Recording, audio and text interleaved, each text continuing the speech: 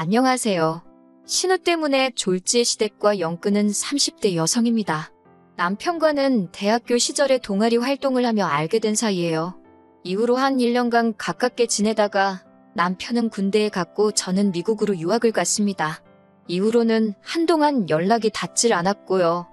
그러던 어느 날 친구 한 명이 남편이 제 소식을 수소문한다는 이야기를 전해주었어요.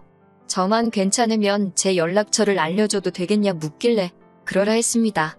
저도 종종 남편 생각이 났었거든요. 그렇게 연락이 닿은 남편은 어느새 어엿한 직장인이 되어 있었습니다. 대한민국에서 몇 손가락 안에 드는 대기업 인사팀에서 일하고 있더라고요. 당시 저는 서울에 있는 상급종합병원 기획팀에서 근무하고 있었고요. 이후로 매일같이 남편이 연락을 해왔습니다. 회사와 저희 병원이 멀지 않다 보니 커피 한 잔, 맥주 한 잔 그런 약속을 거절하는 것도 쉽지 않았네요. 그래서 솔직히 한동안은 남편이 귀찮기도 했는데 남편은 눈치도 없는 사람 마냥 거의 반년을 한결같이 들이대더라고요. 그런 남편에게 결국 제가 마음의 문을 열면서 저희는 진지하게 사귀게 되었습니다. 이후로 2년의 연애 끝에 남편이 프로포즈를 해왔지요. 남편의 부모님, 그러니까 저희 시부모님은 작은 식당을 운영하셨습니다. 하지만 남편과 제가 한창 연애 중이던 시기에 여러 가지 사정으로 식당을 접으셨지요. 남편 말로는 노후 준비는 그럭저럭 되어 있다 했는데 솔직히 지금 생각엔 언젠가는 시댁으로 목돈이 들어갈 일이 생길 수도 있겠다 싶어요. 식당을 접으신 이후 지금은 별다른 일은 하지 않고 계십니다. 그나마 다행히도 월세 나오는 오피스텔 하나가 있어서 거기서 나오는 돈으로 그달그달 생활하고 계세요. 남편에게는 3살 어린 여동생도 한 명 있는데 신우에 대해서는 할 말이 많기도 하고 없기도 합니다. 무슨 뜻이냐면 솔직히 저는 저희 신우만큼 운이 좋다고 해야 하나? 아무튼 신우 같은 사람은 본 적이 없어요. 운이라고 표현하는 게 적절한지는 모르겠지만 얼굴 하나는 참 예쁘장하거든요.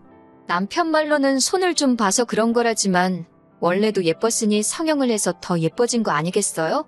그런데 문제는 신우도 자기가 예쁜 걸 알아서인지 그 예쁜 얼굴 하나만 믿고 살았습니다. 그렇다고 정말 무슨 연예인을 할 정도는 아닌데 그래도 신우가 말하기를 자기 얼굴 정도면 차비만 들고 다녀도 밥 먹고 술 먹고 사는데 아무 지장이 없다대요. 아무튼 신우는 미래에 대한 걱정이 없는 건지 뭔가 배우려는 의지도 없고 일을 해서 돈을 벌어야겠다는 생각도 안 했습니다. 그래도 재주라고 해야 하나 곧잘 주변 남자들한테 명품 가방이나 신발 같은 걸 선물 받아 와서는 그걸 팔아서 생활비는 충당을 하더라고요. 그러다 사정이 여의치 않을 때는 어머님 아버님한테 손을 벌리는 듯 했고요. 솔직히 신우가 저한테 돈을 빌려달라고 한 것도 아니니 제가 나설 자리는 아니었겠지만 옆에서 보고 있자니 참으로 딱하고 황당하더라고요. 가족 중 누구 한 명 제대로 신우한테 정신 차리고 살라 소리를 안 하는 게요. 그렇다고 올케인 제가 그 말을 대신 할 수도 없잖아요? 여러 가지로 불쌍한 인생이다 생각하고 관심을 끊고 살려고 했네요. 그런데 공도 구르는 재주가 있다더니 지난 가을이었습니다.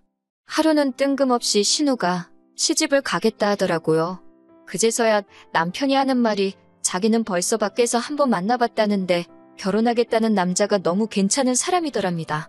사업을 하는 남잔데 듣자 하니 남자 쪽 부모도 꽤나 돈 좀 있는 것 같다면서 자기 여동생이지만 어떻게 그런 사람을 꼬셨는지 재주도 좋다고 그러더라고요. 같은 여자로서 그런 신우를 질투했냐고 물으신다면 전혀요. 오히려 진심으로 잘됐다. 이참에 어머님 아버님도 한시름 놓으시겠다고만 생각했네요. 하지만 얼마 지나지 않아서 신우가 남자에게 거짓말을 하고 있다는 사실을 알게 되었습니다. 하루는 신우가 술에 떡이 되게 취해서 저희 집에 찾아왔어요. 그리고는 한다는 말이 너무 힘들다며 엉엉 울더라고요. 철딱선이 없는 아가씨인 건 알았지만 갑자기 이렇게 찾아와서 주정을 부릴 정도면 어지간히 속상한 일이 있었는가 보다 싶어서 일단 남편이랑 같이 신우 이야기를 들어주었어요. 그런데 듣다 보니 가관이더라고요. 남자랑 처음 만나게 된 게 술자리인데 남자가 자기한테 관심을 많이 보이더래요. 그래서 잘 보이고 싶은 마음에 어디 여대를 나와서 지금 병원에서 근무한다고 그랬답니다. 알고 보니 대충 제가 했던 대학 이야기나 직장생활 이야기에 자기 멋대로 살을 붙여서 거짓말을 했더라고요. 그런데 며칠 전 남자 부모를 만나고 왔는데 그 부모도 대학이나 직장을 또 물어보더랍니다. 부모님은 뭐 하시는지, 돈은 얼마나 모아뒀는지 그런 것도요. 자기 거짓말이 눈덩이처럼 불어났다며 힘들어 죽겠다 하는데 달리 해줄 말도 없고 그저 신우가 딱하고 큰일 났다 싶었지요. 신우 이야기를 하다 보니 다시 기억 하나가 떠오르는데 사실 저도 남편과 결혼할 때 양가 부모님의 축하만 받은 건 아니었어요. 저희 친정 부모님께선 사위감인 제 남편은 너무 마음에 드는데 사돈 될 사람들이 영 별로라며 아들 하나 대기업 다닌다고 목에 힘주는 꼴이 기가 차신다고요. 저희 부모님 입장에서 그런 말이 나올 만도 했던 게 어떻게든 조금이라도 더 도와주고 싶어 하셨던 친정부모님과 달리 시부모님께서는 지들 둘이 좋아서 하는 결혼에 부모가 뭐 도와줄 게 있냐며 둘이 알아서 하라고 하셨거든요. 그러면서도 받을 건 받아야겠다며 저한테 말도 안 되는 예단을 요구하셨고요. 당연히 저희 친정에선 난리가 났고 급기야 남편을 불러다 이 결혼은 허락 못한다 하셨습니다. 저도 친정부모님이 반대하는 결혼은 할 생각이 없었기에 남편에게 헤어지자 했었고요. 그러자 남편이 그 길로 저를 데리고 어머님 아버님을 찾아가 아들 팔아 장사하냐고 덤비더라고요. 저 없으면 자기도 살 이유가 없다면서 결국 어머님 아버님이 저와 저희 부모님한테 미안하다 하시면서 상황은 일단락되었습니다. 그리고 기왕 말이 나와서 말인데 남편이 저보다 연봉이 한 1,000만 원 정도 많은 건 사실이에요. 시간이 지나면 그 차이가 더 커질 수도 있겠지요. 하지만 일단 제 경우 병원이라는 데가 웬만하면 잘릴 일이 없어요. 게다가 친정이 경제적으로 유복한 편이거든요. 그래서 이래저래 따져보면 제가 손해면 손해지 절대로 남편이 손해보는 결혼은 아니었는데 그래도 어찌됐건 남편이 나서면서 양가 어른들도 한풀 꺾이셨고 이후로 저희 부부는 알콩달콩 잘 살고 있어요. 아무튼 저는 솔직히 신우가 자기가 한 거짓말을 감당하지 못하고 헤어지지 않을까 싶었어요. 그런데 이게 웬걸 얼마 전 신우가 상견례를 하기로 했답니다. 신우가 하는 말이 자기가 알아봤는데 일단씩만 올리고 나면 학벌이나 직장 속인 걸로는 이혼하기도 쉽지 않다고 하더래요. 솔직히 이때는 황당하기도 하고 신우가 좀 무섭기까지 하더라고요. 그렇지만 제가 무슨 정의의 사도도 아니고 신우의 결혼에 관해서는 치열하게 하나 얽히고 싶은 마음이 없었기 때문에 알아서 하겠거니 하고 내버려두는 쪽을 택했습니다. 신우의 상견례 날 신우가 저더러 같이 나가달랍니다. 학교나 병원 이야기가 나왔을 때 자기가 말실수라도 하면 어쩌냐고 저더러 옆에 있어달래요. 저는 그건 못한다 했습니다. 그렇게 하면 어찌 보면 공범이 되는 건데 제가 아가씨가 거짓말하고 다니는 것까지야 어떻게 막을 수가 없지만 그걸 도와줄 수는 없는 거라고요. 이것 때문에 저 시부모님한테 정말 욕을 바가지로 얻어먹었습니다. 신우가 좋은 사람 만나서 시집간다는데 신보가 고약하다는 둥, 질투하냐는 둥, 별의별 소리를 다 들었네요. 어머님이 저더런 네 친동생이었어도 그랬겠냐 하시는데 제 친동생이었으면 진작에 머리털 다 잡아 뽑아놨을 거라고 받아치고 나서야 잠잠해졌지요. 이후로 신우의 결혼이 어떻게 진행되고 있는지 아예 관심을 끊었습니다. 제가 솔직히 나설 자리도 아니고 하니 식을 올리기로 하면 청첩장이 나올 것이고 그러면 참석해서 축하나 해주면 되지. 그렇게 생각하자 했지요. 그런데 하루는 신우가 다급하게 연락을 해왔습니다. 저희 병원에는 직원들에 한해서 소개로 오는 가족이나 지인들에게 60%의 병원비를 할인해주는 제도가 있어요. 예전에 어머님도 한번 혜택을 보셨기 때문에 남편은 물론이고 시댁 식구들 모두 그런 제도가 있다는 걸 알고 있지요. 그런데 신우가 갑자기 그걸 이야기하면서 자기 시어머니 되실 분이 저희 병원으로 가고 있다는 겁니다. 다른 병원에서 백내장 수술을 하기로 하셨는데 자기가 아무 생각 없이 그 병원 너무 비싸다며 그 혜택 이야기를 했다는 거예요.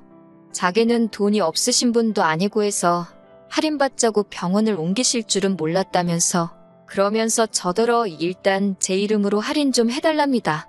자기는 지금 지방이라서 병원에 쫓아와 볼 수도 없다고. 이게 무슨 말도 안 되는 상황인가 싶어서 황당하기 짝이 없더라고요. 무엇보다 그 2번의 혜택 중 이미 한 번은 연초에 쓴 상태였고 남은 한 번은 저희 이모가 쓰기로 되어 있었어요. 복잡한 치과 치료라서 돈이 많이 들기도 했고 그런 걸 떠나서 진작부터 이모한테 쓰게 해드린다고 약속해놓은 상황이었으니까요. 신우한테도 알아듣게끔 상황 설명을 했지만 신우는 막무가내였어요. 자기가 시어머니 될 사람한테 개망신 당하기를 바라냐면서 저도 신우의 그런 태도에 화가 많이 났고 결국 개망신을 당해도 어쩔 수 없다. 내 입장에선 이모랑 한 약속이 더 중요하지. 이렇게 막무가내로 나오는 건 들어줄 수가 없다고 칼같이 선을 그었네요. 그리고 무엇보다도 아가씨 거짓말에는 조금도 얽히기 싫으니 와서 아가씨가 직접 해결을 하던지 하라고요. 그리고 결론부터 말씀드리자면 그 남자 쪽 어머니란 분 보통이 아니시더라고요. 이미 상황 파악을 다 했다며 신우를 통해 알려오길 병원에 백내장 수술하러 온다는 것도 핑계에 불과했고 사실은 신우가 진짜 병원에서 일을 하는지 확인하러 온 거였다대요. 그뿐만 아니라 신우가 나왔다고 한 대학교에 가서 졸업생 이름에 신우가 있는지도 확인하고 왔다고요. 여기까지 듣는데 저는 솔직히 소름이 다 끼치던걸요. 시어머니 될 사람이 내 뒷조사를 하고 다녔다니 상상만으로도 끔찍하잖아요. 하지만 신우는 그쪽에다 대고 왜 내 뒷조사를 하고 다녔냐고 제대로 따져보지도 못한 모양이었습니다. 그도 그럴 것이 신우가 벌려놓은 거짓말이 너무 많았으니까요. 솔직히 저는 오히려 그쪽에서 신우 머리채 안 잡은 게 용하다 싶대요. 이 일로 저는 또다시 시부모님한테 정말 욕을 있는 대로 들었습니다. 애시당초 신우가 거짓말을 했다는 사실은 아랑곳하지 않으시고 이 모든 게 마치 제가 신우한테 질투를 해서 협조를 안 해줘서 신우가 파혼당했다는 식으로 말이지요. 그러자 남편이 또 한 번 나서서는 어머님더러 부끄러운 줄 아시라고 소리를 지르대요. 딸이냐고 하나 있는 거 단속도 안 하고 지멋대로 살게 내버려 두실 때는 언제고 이제 와서 시집 못 가는 걸 누구 탓을 하냐고 말이에요. 그러면서 남편이 이제 자기도 전부 다 포기라고 악을 썼습니다. 어머님 아버님한테도 실망이고 신우도 동생만 아니면 욕을 퍼부어 주고 싶다며 다들 정신 차릴 때까지 연락하지 말라고요. 저는 솔직히 남편이 제가 하고 싶은 말을 다 해줘서 고맙기도 했고 끼어들기 싫어서 그냥 가만히 듣고만 있었습니다. 그러자 얼마 뒤 그렇게 저를 못 잡아먹어 안달이실 땐 언제고 어머님이 한번 만나자며 연락을 해오셨어요. 하신다는 소리가 저희 친정의 이야기에서 어디 격리자리라도 하나 소개해주면 안 되냐입니다. 어이가 없어서 어머님께 신우한테 돈 관리를 맡기라니 고양이한테 생선을 맡기는 꼴이지 않냐고 되물었네요. 이후로 벌써 몇 달이 지났고 왕래는 없습니다. 가끔 신우가 죽는 소리 하느라 남편한테 전화는 하는 눈치더라고요. 그런데 남편의 단호한 태도를 제 눈으로 벌써 2번이나 봐서 그런지 별 걱정은 안 되네요. 앞으로도 남편만 믿으면서 살면 될 것 같습니다.